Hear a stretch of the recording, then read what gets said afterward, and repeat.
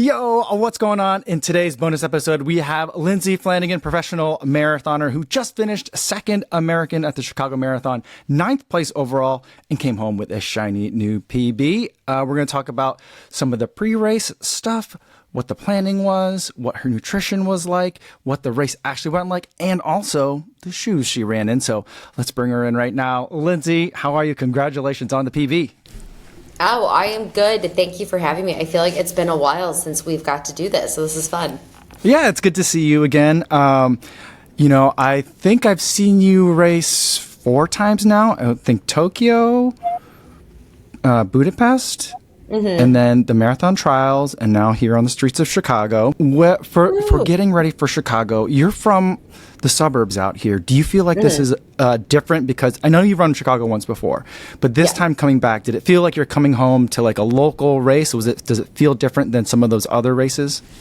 Yeah, it totally does. And it's really funny. I actually came out a week early, like I would for any kind of race. It's actually funny, like 5 of my 6 last marathons were international. So I got into this habit of like, oh, I just go a week early and, kind of just chill. And I was like, even if there's not much of a time change, like I know my body feels good if I go early. So I was in the suburbs for a week before. And I'm like, running around places that I used to run when I was in high school. And I'm like, oh my gosh, this is so fun. And this is so rare that you get to do this before like a very high level race. So it does. It felt like like coming home, and then like family were there, friends were there. I mean, good vibes all around.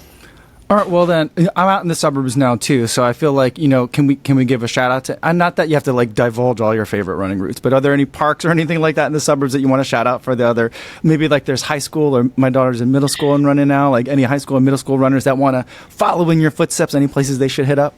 Yeah, I mean, I love the Prairie Path. It goes a million different directions. I was on the Prairie Path, and then I was also on the Fox River Trail over there.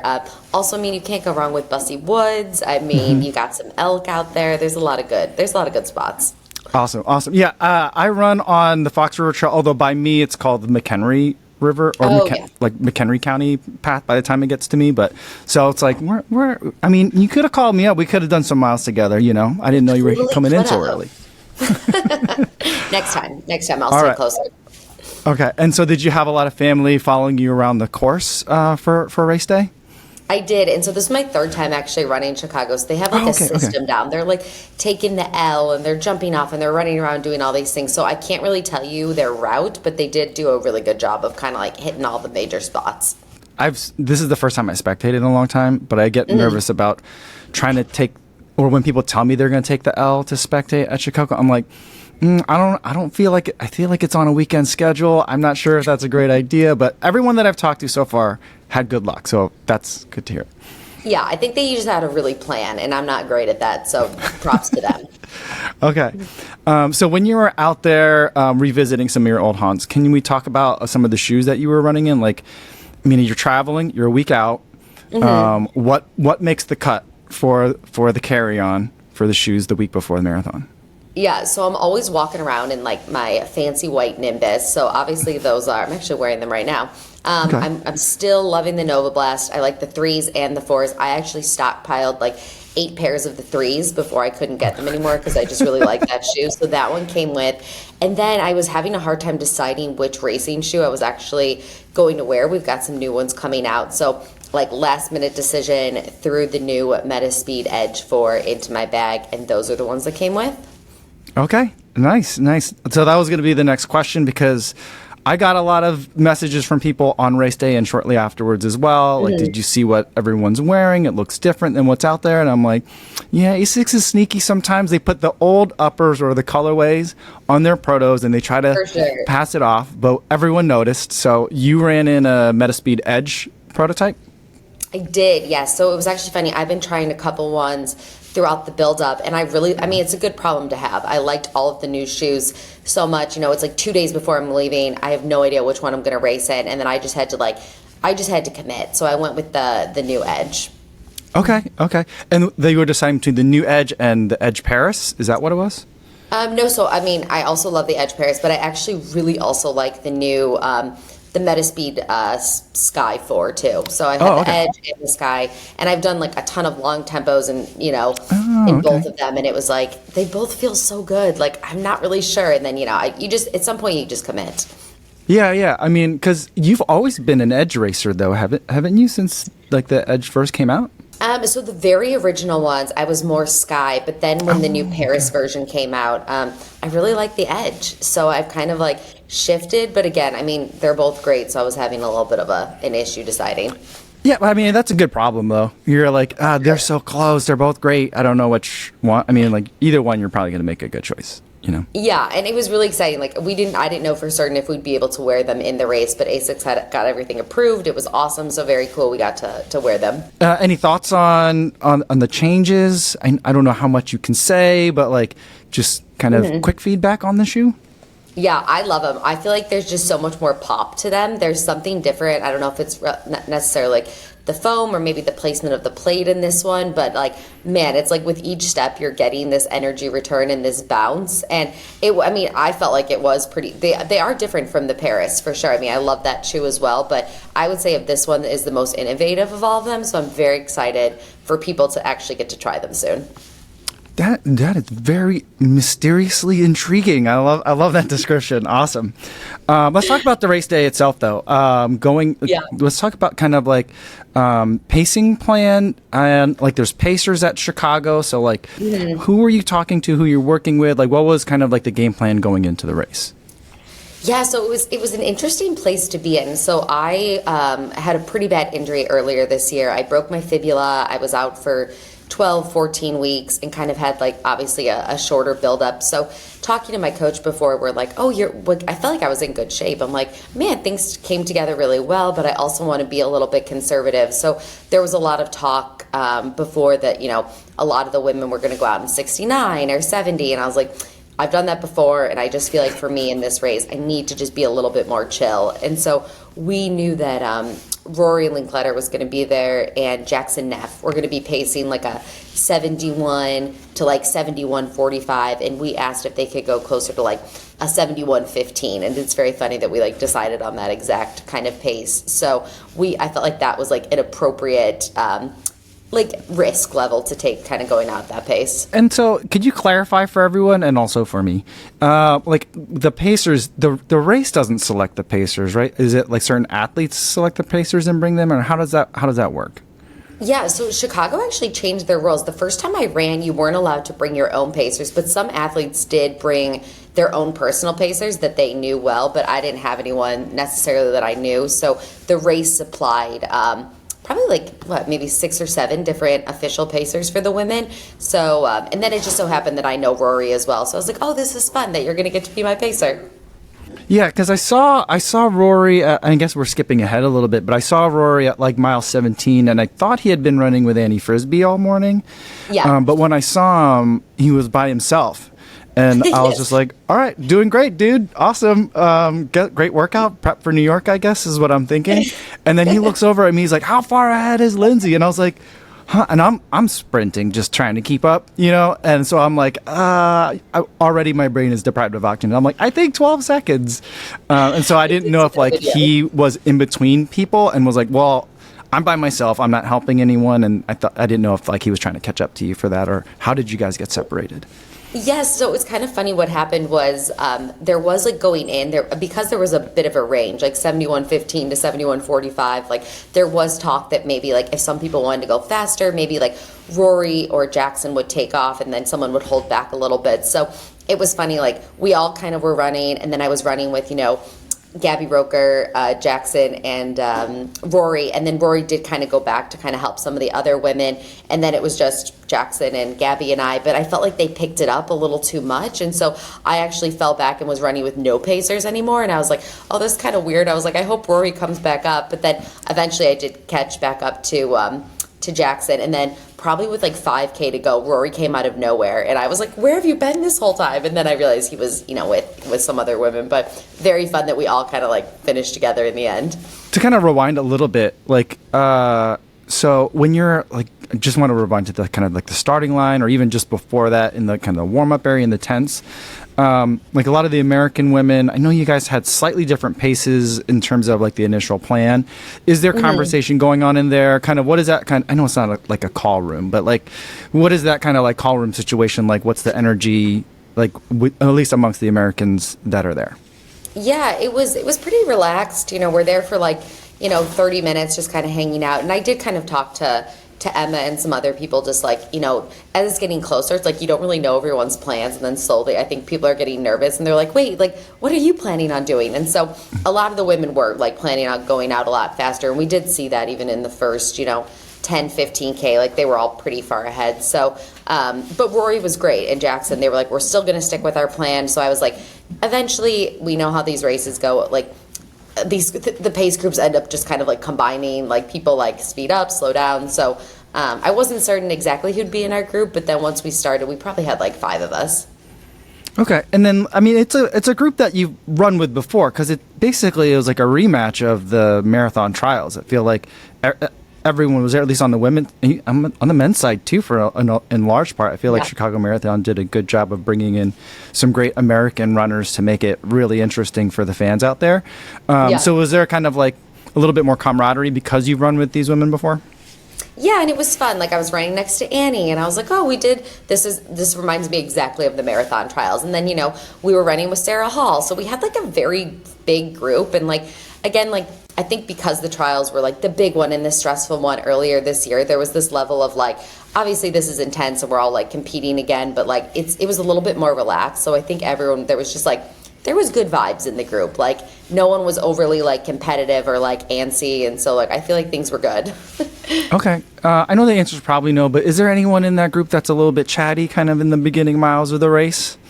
This time, no. Like everyone was very quiet. Like Gabby was chatting just like a little bit. She's so nice. She's telling everyone good job, and like everyone's like just kind of like giving like thumbs up to each other. But the pacers were great. Like Rory's just like chatting away the whole time because it's for him to run that pace. Like he was feeling just fine.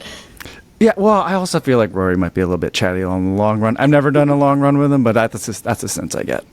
He was great. And then even Jackson in the second half, he was so good at just like helping me reel people in. He was telling me how far ahead people were. So like it is fun when the pacers are like giving me a little feedback. From my perspective on the sidelines, every time Centrowitz came through, people were like, "Is that Centro over there?" Or people knew it was him, and they would just start screaming for him. Did you guys notice that as you guys were going through, at least in some of the early miles when you were near each other? Oh, man, I mean, it was definitely loud, and so I'm like, I think they are pretty excited for him. But it's funny, I don't actually remember like ever catching up to him or being right next to him. But at the finish line, he did come in, and I was like, oh, you must have been like very close to us the whole time, and I just wasn't really paying attention. Yeah, I think his marathon debut, if we could call it that, was like a 2:24. So you got him by a good minute or so, I think. I got him, yes. Although he was there to officially pace, so I'm always like, if he actually raced this, I wonder what he would do. I mean, I feel like a lot of people are excited about that prospect, and I feel like he was having a good time out there. So maybe there's a future for him in that. He was maybe living just it fun up. running marathons, fun running 2:20s or something like that for him. Why not? As far as the rest of your race plan goes, like, can we talk a little bit about your nutrition? What's going in your bottles? When are you taking gels? How'd that go for you? Yeah, it went great. I work with Precision Fuel and Hydration. They've been awesome. And so basically I'm alternating between drink mix and gels every 5K. So I didn't have any issues with fluids. I didn't feel like it was overly, I know a couple people thought it was a little warm or humid, but I mean, it's been 90 in Boulder still, so I really didn't think it was that warm. So I was like pretty happy with my my fueling strategy with that. So when you say like every other one is bottles and gels, are you carrying all your gels, or you just tape gels to an empty bottle? So I'll do the gels are great because you don't actually need water with them. So I'll put some on I'll like tape a gel to a bottle with plain water in it. But then I also at the trials like was knocking over bottles. I was missing them, and I missed a lot of gels. So this time I actually started with a bunch of gels just like tucked into my top just in case we had any issues. So I had like a lot of options. I was like, sometimes I didn't even need to like go to the table and grab my bottle because I just had gels on me, which does save energy, I will say. Okay. All right. Awesome. How many did you bring with you? I think I had 2 in my top to start, and then I had 3 out on the course. So I felt like, if worst case scenario, I'm still going to have like enough fuel on me. Okay. And do they have, and do the Precision, I don't think I've tried Precision gels. Do they have salt in them, or what? Do you worry about salt when you're figuring out your nutrition? I do, yeah. So that's why I'll do drink mix. It has like quite a bit of salt in it, and then the next thing I'll have doesn't. So the gels don't, but they do have 30 grams of carbs, which was awesome for a gel, which like some of them are closer to 20. So I find them to be great. Like they're very bland, and so it's not like you're getting this like sticky aftertaste. So I do think about the salts a lot, and I do a lot of, I mean, Budapest, we had to be so dialed into like the exact like, you know, hyperhydrating before and morning of, and I actually still do that regardless if it's hot or not. So I've learned a lot about that whole kind of like aspect of it. Okay. Any other aspects of the Budapest build that you carried over? Like, are you still doing like sauna protocol, even though like Chicago probably wasn't going to be a hot race? It's funny. It's like the week before the race, and I'm reaching out to my coach. I was like, should we do this sauna? Like, is that something we should have added into this? And she was like, no. Like, I think just coming off like an injury, you need to be like pretty careful about all the variables you're adding in. She's like, you don't need any extra stress on your body. It's been hot in Boulder. I've actually become what I feel is like a much better heat runner than I used to be. So I was like, okay, we didn't do the sauna. Just like being in Chicago the week before and getting used to the conditions, I think was like plenty. Do you have a favorite part of the course? Now that you've run it a few times? Oh, yeah. I feel like I'm trying to think of exactly.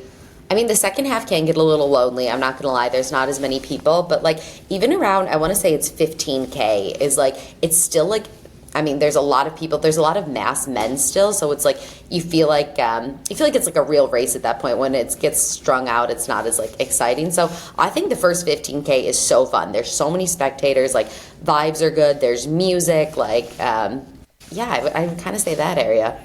And then as far as your splits go, I didn't look at the individual splits. Did you run a pretty even race or did you negative? Because it feels like you started off a little bit slower, at least from my perception of it. And then it felt like you were just kind of like, you know, charging ahead more and more as the race went on. Is that how the splits ended up going out for you? Yeah, we eased into it, which I really liked. And then we did pick it up. Like, so I think my first half was like 71:23, and then the second half was 72:08. So, I mean, I did slow down like a minute in the second half. But compared to some other races that I've done, not as bad. And it was more, I was having, it was frustrating because like aerobically I felt so good, but I was having some like hamstring pain like pretty early on. And because I think I was running on like where the road slants a little bit, and I actually turned to Rory at one point. I was like, can we move so I'm not running on this like weird slant? But I think just like there was some tightness, so it makes me excited because I think in the next one, if I don't have that happen, like I know I can run faster. But